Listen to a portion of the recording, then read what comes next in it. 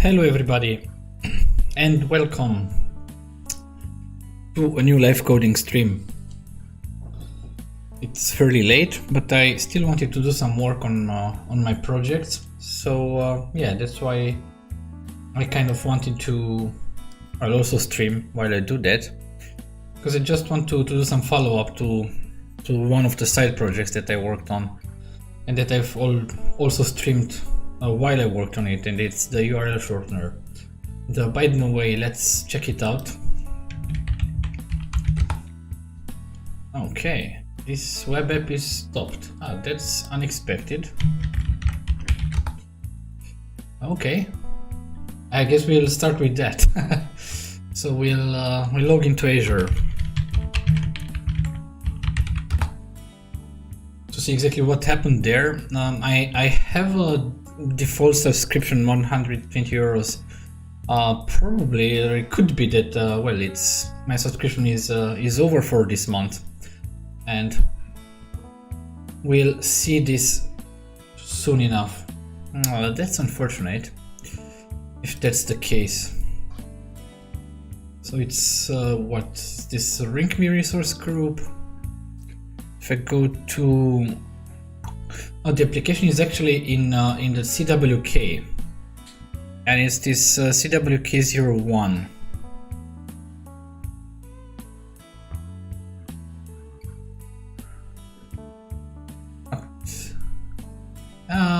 Yeah, okay, your subscription or app is disabled.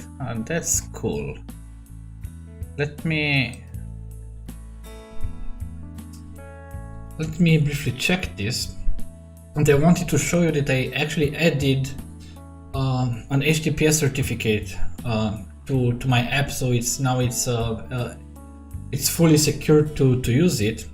And in fact, there were some people that already used this URL shortener, and that's very unfortunate if things don't go well right now. So where do we have this? No, it's on the Azure homepage. Let's go there. Cost management and billing. Okay. That's strange. It seems that kind of my subscription disappeared. That's strange. That's actually very, very strange. Okay, so let's then not bother too much about that. We'll see afterwards if everything is okay. But for now, yeah, let's just close that. One other thing that I wanted to show you is that I actually managed to. Well, I thought about making this URL shortener service like a real product. So on the repository, which is public, you can all check it out. I have even created issues, and from now on, whenever I have an idea about things that needs to be done for this app, I'll simply write an issue for that. And this would help a lot, because I would have an overview of what needs to be done, and then each time that I want to work on this, I'll actually go and yeah, check on what issue do we really want to work. However, my problem right now is that because my subscription is actually dead, the database is also dead. So this means that I won't be able to see any of the URLs that were used. So yeah, I guess I'll solve this problem after the stream.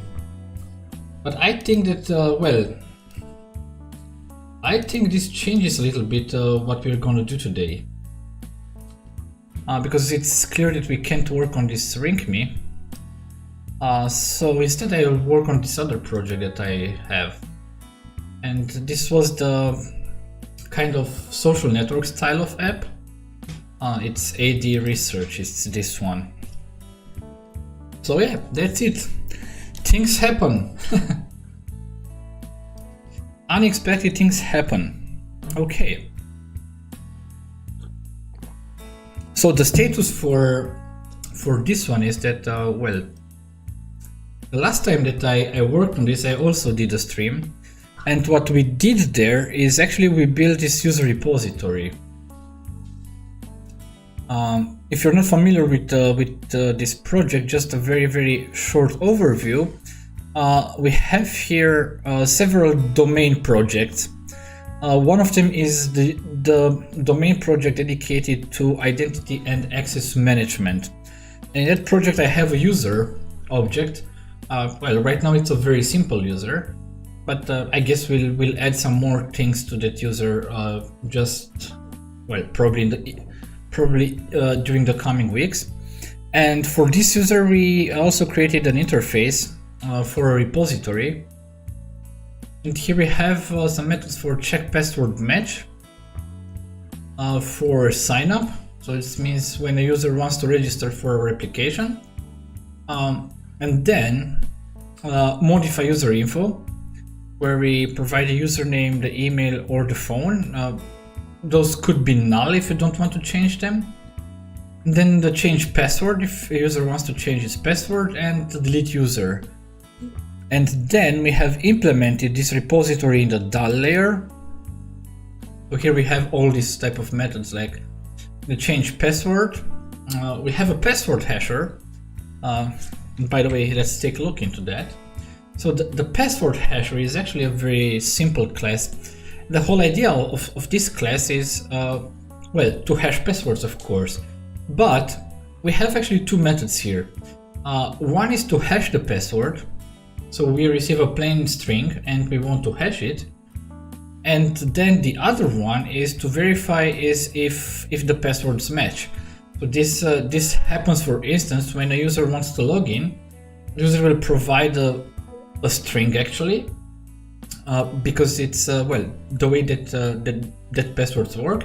And then we get this string here and we verify if the hash matches. And the whole idea, and I think that's actually a very good thing that we've done with this one, is that when you create a password hasher instance, you need well, to provide a user for it. So this is the way that this class has a little bit of context, I would say. And this is also the reason why the user will always have a password, because it's required, I guess. Or if it's not, we'll see later, maybe we'll do some null checks or things like that. But the idea is that you can simply, when you verify the passwords, you can just simply take this string, hash it, the same way that we actually hashed also the original password, and then check if the hashes match. And if the hashes match, then of course this means that the provided password is correct. So that's actually all that the password hasher does right now. It just hashes a password, and it verifies if hashes match when a user wants to log in. And yeah, let's go back to the repository. So then when we want to change password, we get the user for which we want to change the password. We get the new password. Then we use the password hasher to hash the password, the new password that we received, and then we basically set the new password to the password property on the user, and then we update user and we save it to the database. Of course, we do everything asynchronously. Then for the check passwords, here we receive a string, a username and a password. So first of all, we want to get the user for that username. Then we create a hasher. Then we simplify, return the outcome of this verify password match, which should be okay. For now, we catch exceptions, but we don't do anything. We just return false. Then for delete user, then here for the delete user, we also want to make sure that we get the password for that user. To verify if the user really well is the owner of that specific user that it wants to delete. Although afterwards I thought that this is actually not a concern of the repository. The concern of the repository should actually only to delete the user, to verify or to ask for a password confirmation in order to make sure that it's really the user that wants to change the password. Well, this is a responsibility of the UI. So I guess the first thing that I'll do here is I'll simply change that. But of course I have to do this change in the repository. So for the delete user, we don't need a password, because the application layer or the UI layer could verify the password using the hasher. So verifying that the password is correct when a user wants to delete the profile should not be the responsibility of this repository. So in that case, let me just go here. Let's delete this. And then of course we don't need to do this anymore. We just remove the user. Then we save the changes, so that should be actually it. Modify user info is simply consumers can well, of course we need the ID of the user. Then they can provide us username, an email or a phone based on what they exactly want to change. Of course, if they don't want to change the username, they can provide null. If they don't want to change the email, they can provide null. But if they want to change the phone, yeah, well, then they have to provide a string. Then what we do here is actually we do we verify some conditions on what exactly do we want to change here. So first of all, we get the user, of course, and then if the username is null or empty, or if the username is not null or empty, because we negate this, this means that of course that this is a request to change the username, so we set a new username. Then if the email address that we receive here is not null or empty, that's a clear sign that the user wants to change the email, so we just set it.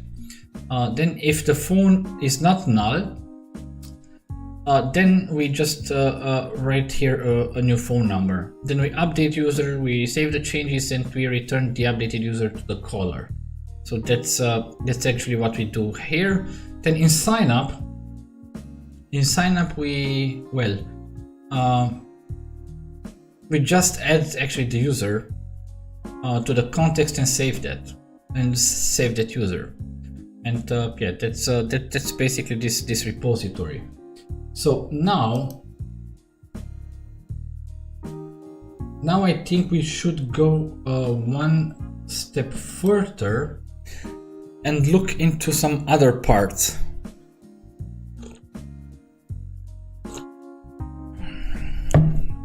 So the next important model that we have here in our domain is where is it? Is the user? It's the user profile. Let's check if we have errors, but I don't guess we have errors now. We are fine with that.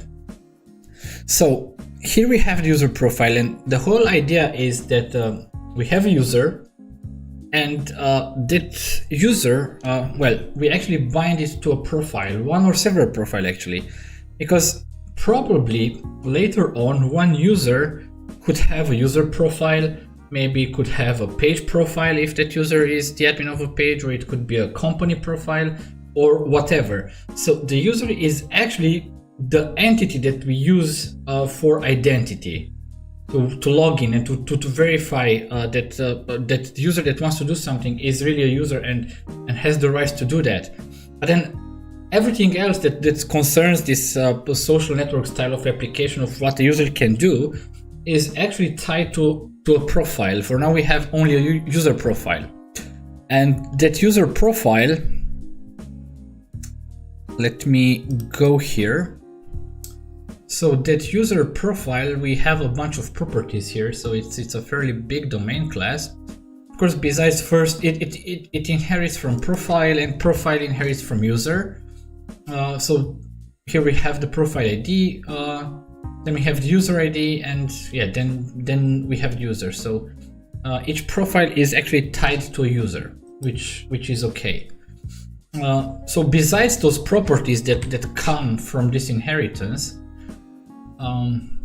we have this first name, last name, photo URL, date of birth, and this is based on what will calculate age probably.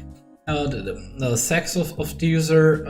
If the user has an address, then well, we have it here, and it's a simply well, actually one-to-one relationship.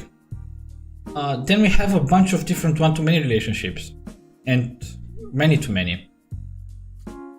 This will be something like similar with LinkedIn. So the user will have a bunch of information about its education, like school that it studied and things like that. It would have then a bunch of information about past work experience. It would have then, of course, a list of projects that user was involved with. Since this is a social network that will be used in research in universities, then we have papers.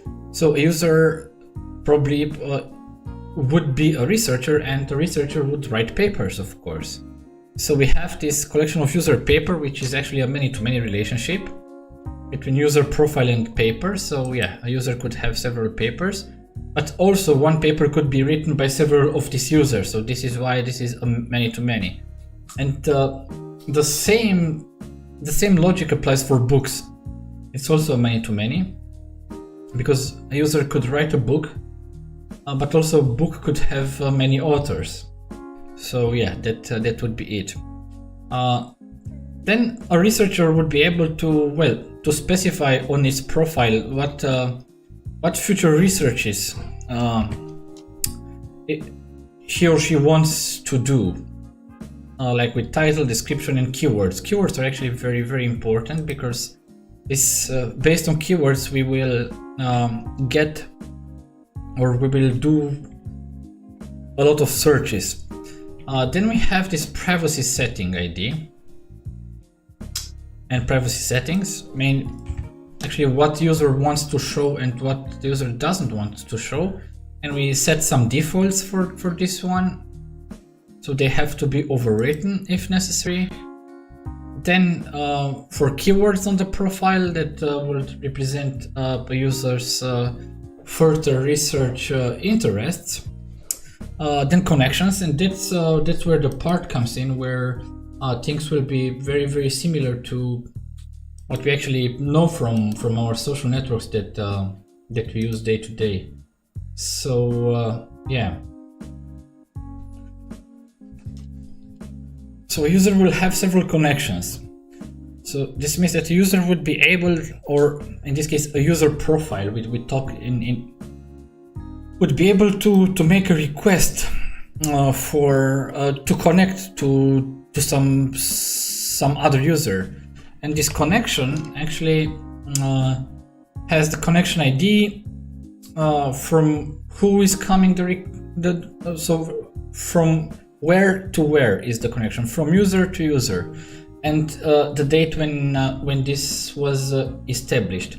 And my idea about how this should be done in a database is that, and I guess we'll come to the coding part of this just in a few minutes, but the whole idea is that let's say when a user makes a connection request and the other user would accept the request, what we would do this in the database, we will store two connections, one from user A to user B and one from user B to user A. And the way I see this is that based on this information, we could build up a graph, a real graph of users. So where we could have edges, each user is a node, then we have the edges. So the idea of the connection, this direction, is actually an edge. So it will basically bind two nodes in that graph. So this is why for each friend connection or connection, we'll actually store two separate entities on the database, one from user A to user B, and the other one from user B to user A. So this is how connections are supposed to work, at least the way I see them right now. Then each user would have a collection of connection requests. So this is when user A makes a connection request for user B. User B would see basically this request in his or her notifications. So it will be from who is coming that to. It would be the user that receives it, when it was sent, when the date was changed or the status was sent, and the connection request status, the current status. It could be accepted or rejected or pending. Let me add pending. Default should actually be pending. Let's also add a constructor for that. And in that case, we'll see that the status, so by default, although, so if we create a new connection request using this constructor, it will be also used by Entity Framework Core. And this is not good because it would override what we actually have in the database. So yeah, forget it. We don't set a default right now, or at least we don't do this in the constructor. But yeah, this is how connection request would look like. And then the user profile research fields, or this means what is a research field is actually where in which fields that user is currently very interested. And yeah, that should basically be it for now. So what we need to do right now is to actually think about the actions that we want to do that involve the database, and create a repository for that.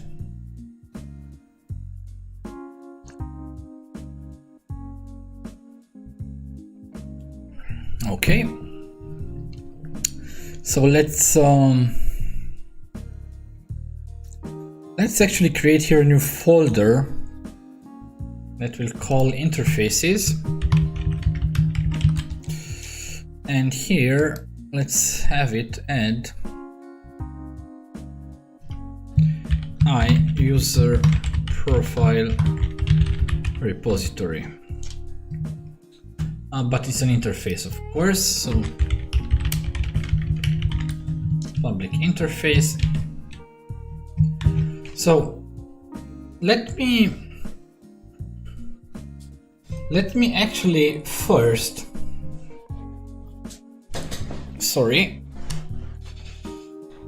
think about things that we want to do, and I guess that the most obvious thing that we would like to have in this repository is the option to send a connection request. So yeah, let's see what do we return from a connection request. We return the connection request.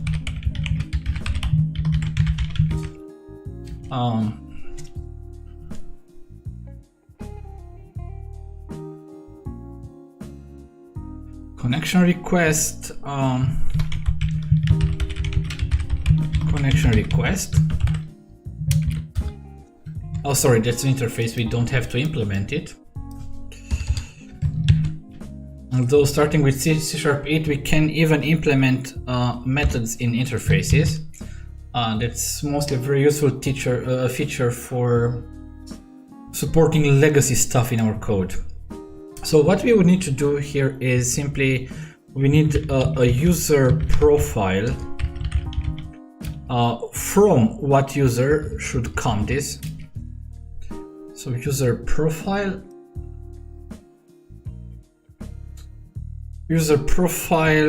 from, and to which user should go this connection request, profile to. Let me maybe from user to user. Okay, let's maybe even document this one to make sure that that we can remember what we actually meant.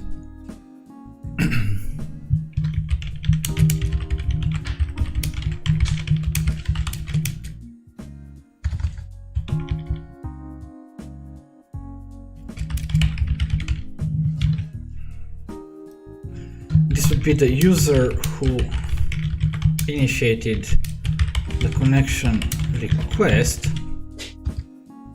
Then user, this would be user who receives the connection request. And here returns, how was that? Returns csref.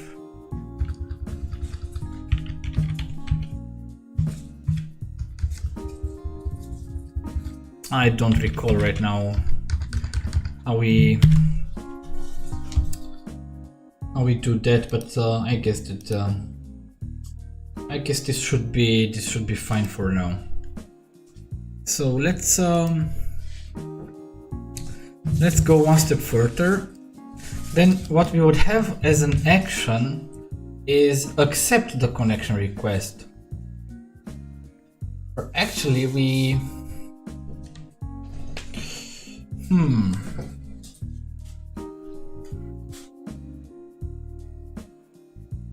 now I'm thinking that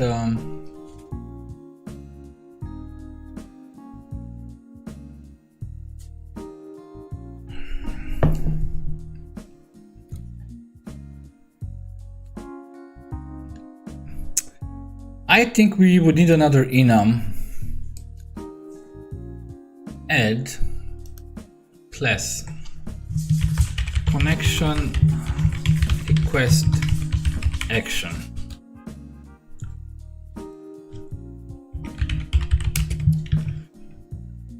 It's an enum, so it would be like that. Then we actually can have only two things here: accept and reject. And the way I wanted to use this enum is because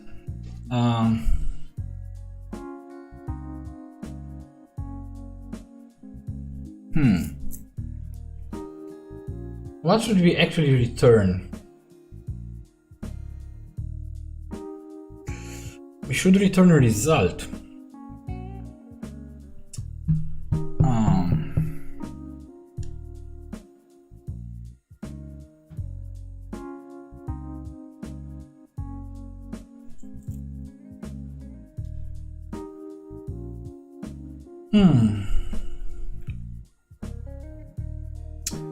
Connection request handling result. Okay. I don't know exactly in what folder to do this, and let's create a common folder in the models folder. Let's add this class connection request process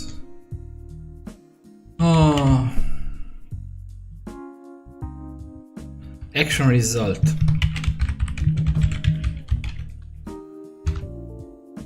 Okay, I mistyped a backslash here, so that would be public.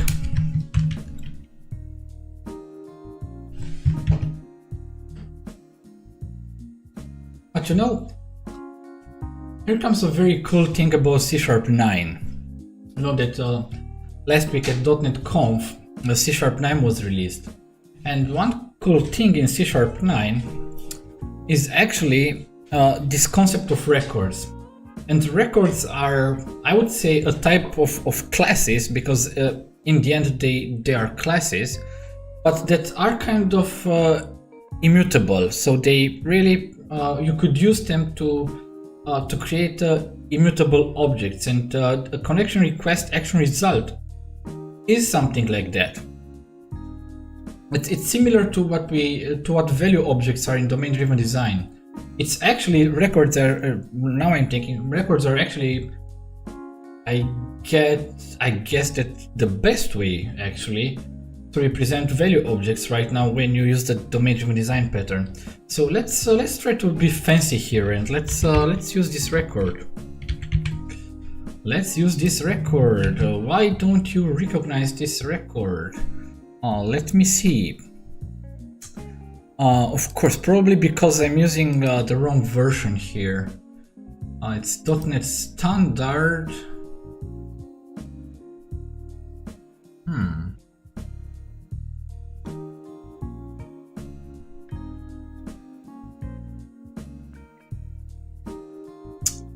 Why doesn't it recognize the records?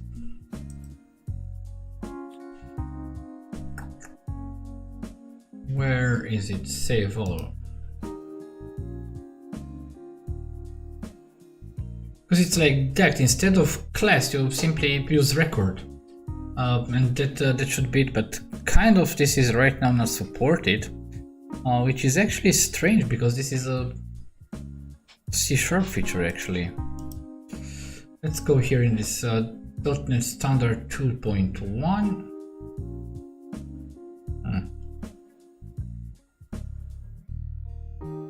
Let's try it out.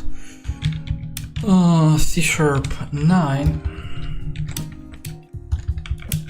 in .NET Standard. Because I created console applications. Yeah, welcome to C#9. That's the article that I've read a lot of times, and yeah, init only properties. That's something different. Init accessors and read only fields. That's another. But records here, you see that it's well record. Public data.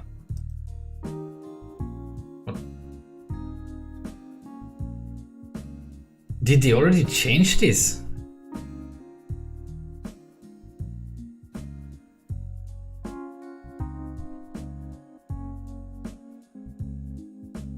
Okay. So they changed because they used the keyword records. That's actually strange because last week I was playing around with that. That's strange. I was not aware. Let me... I guess that's the console app where I use records. Here, record. Does it rebuild?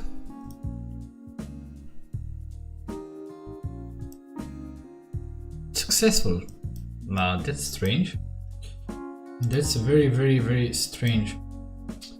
So today is really not my day. So what's this thing here in that case?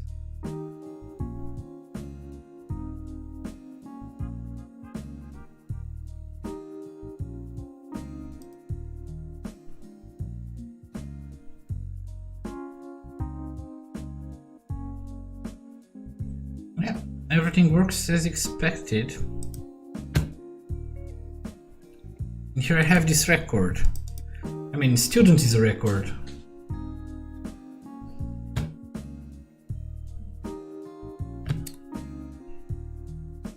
And that's strange enough.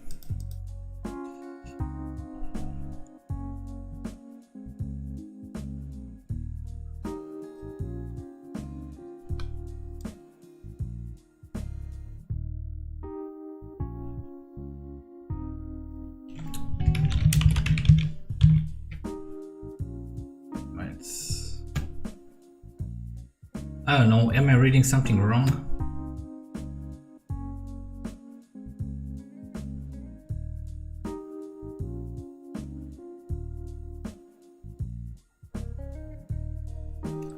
That's strange.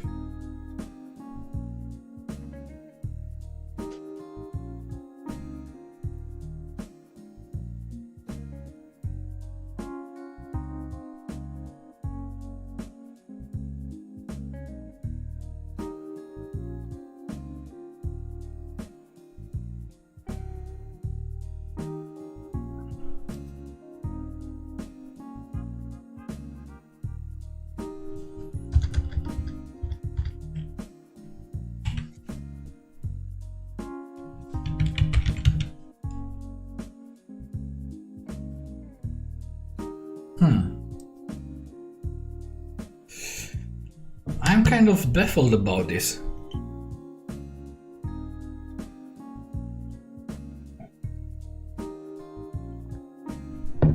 I mean, this is the latest Visual Studio version. It's the same one where I used records before. Let me just check. Console app.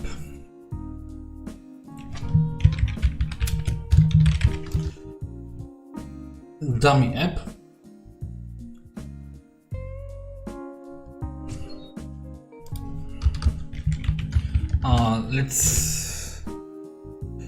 Where is the dummy app here? It's called properties. I want to have it on .NET 5. Save all.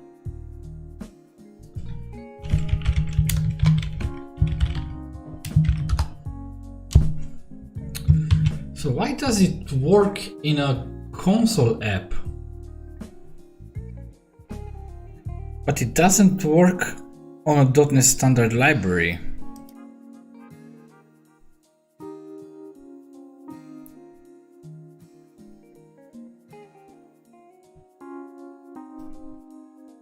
Where is it here?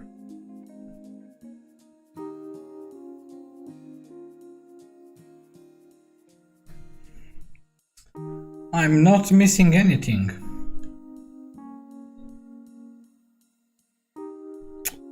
I'm not missing anything.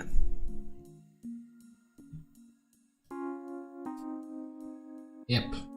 Today is not a good day, I guess. Let's check once again. We are in this project, of course. Let's go to properties.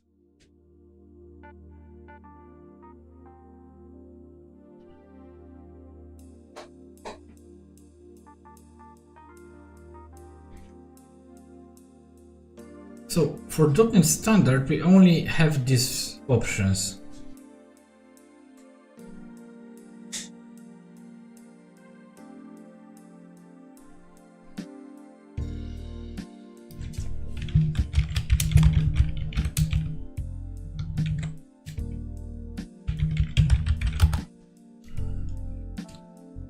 Let me see. Can we...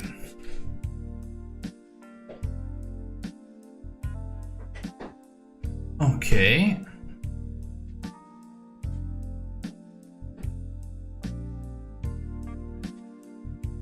So the defaults for... okay. So the default for .NET Standard is C#8. And as said, records are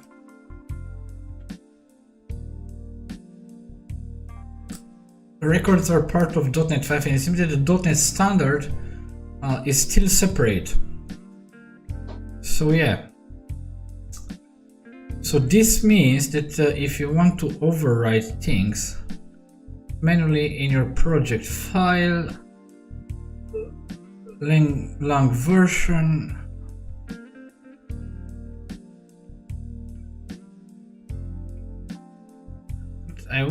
I don't want to have the preview latest 9.0. Okay. So yeah, let's change the CS profile. Let's just click on it.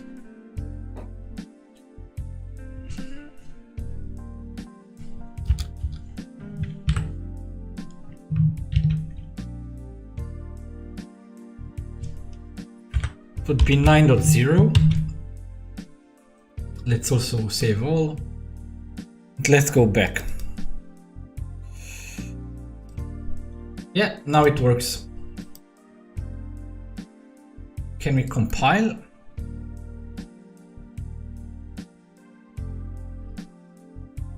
But, let me close this file and open it again. I wonder why it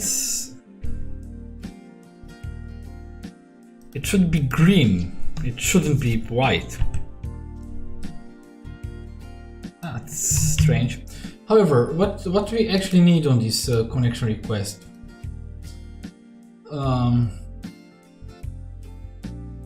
And what we can actually do here with records, which is fairly cool, is let's have it like this. So public connection request result.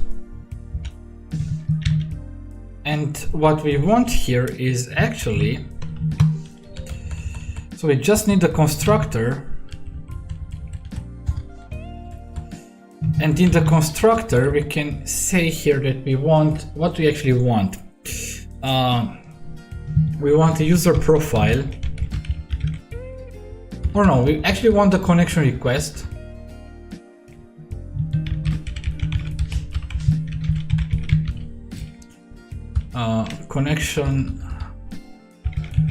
The connection request, and we want, let's name it CR, or let's name it connection request. And we also want, what else do we want? Connection request action. Request action.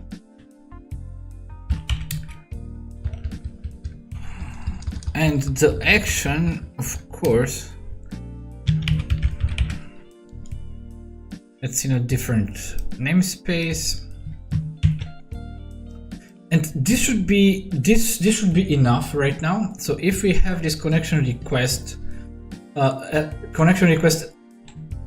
action result, we actually will be able, so in behind it will create fields and properties for these params, and it will assign these values to those properties actually. And that's kind of cool. So let's go back to the iUser profile repository,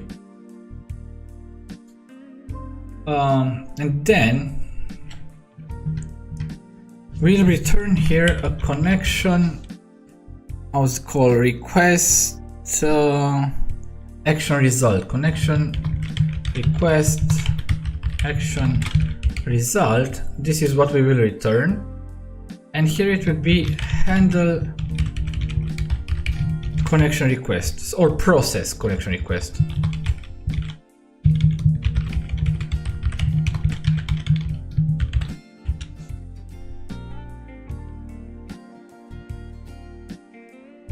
Okay. Connection request action result. This should be it. And we need as an incoming parameter connection request action.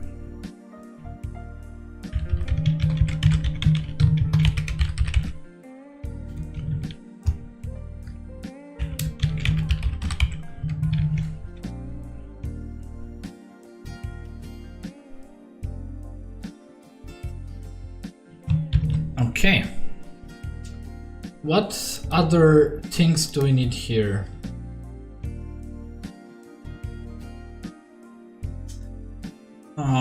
So we have to send the connection request, we have to process the connection request, then we probably need methods in this repository to return actually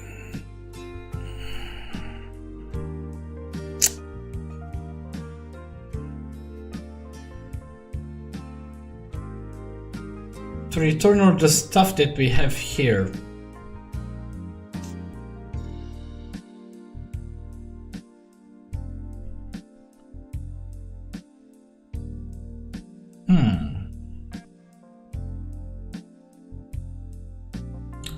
I have to think about what we actually do we need in this repository.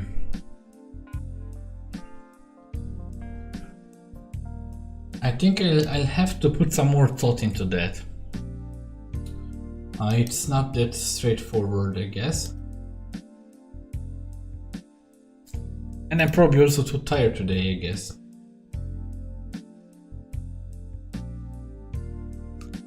Okay guys, so yeah, I guess I'll wrap it up right now.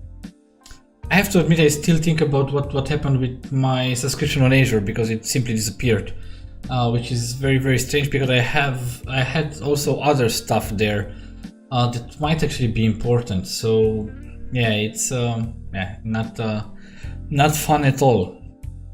So let's wrap it up here. Thank you very much for joining me today.